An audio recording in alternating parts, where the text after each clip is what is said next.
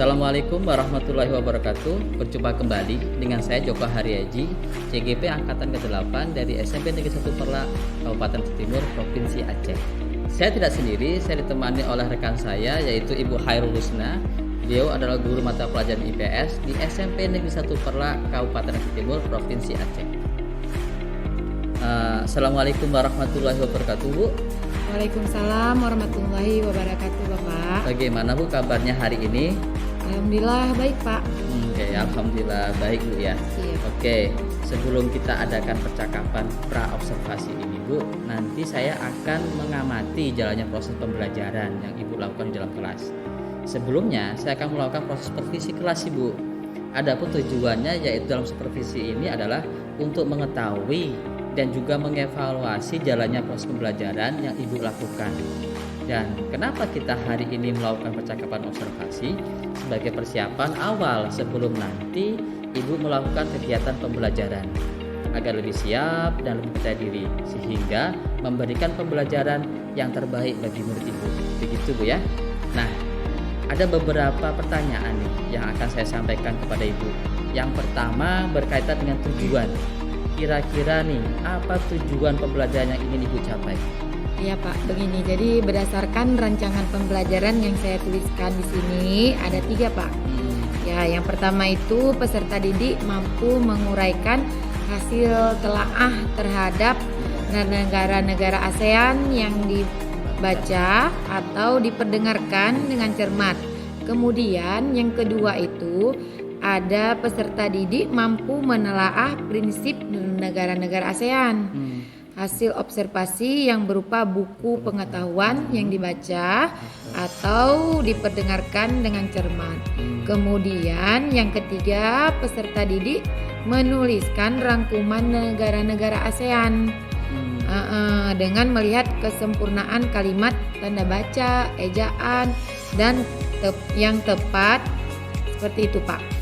Oke, baik Bu. Nah, bagaimana dengan area pengembangan yang ingin Ibu capai atau ingin Ibu lakukan pada kegiatan observasi ini?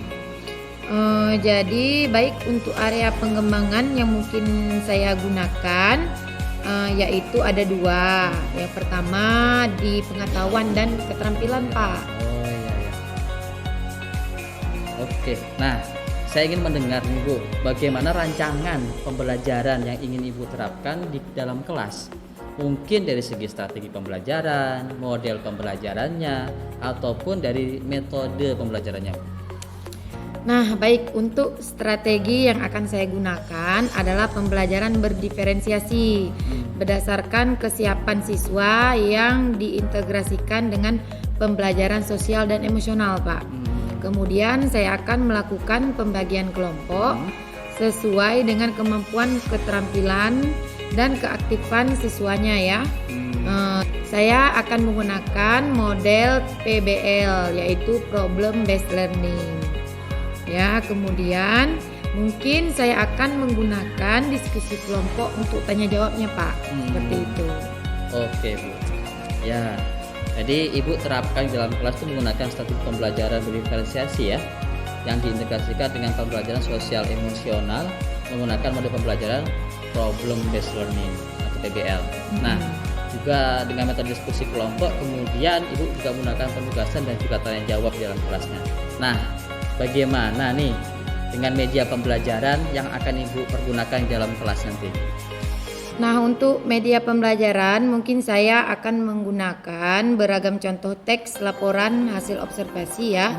Kemudian LKPD atau lembar kerja, kemudian di PowerPoint ya, dan juga laptop. Gitu, nah, Pak. Kira-kira nih kapan Ibu akan melakukan kegiatan pembelajaran, di hari apa dan di kelas berapa Bu? Nah, kebetulan saya ada jadwal di hari Senin jam pertama dan jam kedua di kelas 91, Pak. Oke, jadi nanti Ibu di hari Senin ya, di kelas 91 di jam pertama dan jam kedua Ibu akan mengajarkan kegiatan di kelas itu. Oke, saya akan melakukan supervisi di kelas Ibu. Saya akan melihat dan juga mencatat hal-hal apa saja yang akan terjadi dalam kelas Ibu. Nah, nanti setelah Ibu lakukan kegiatan belajar di dalam kelas, kita adakan percakapan setelah kegiatan observasi tersebut. yaitu percakapan pasca observasi yang nanti akan didampingi oleh pengajar praktek saya.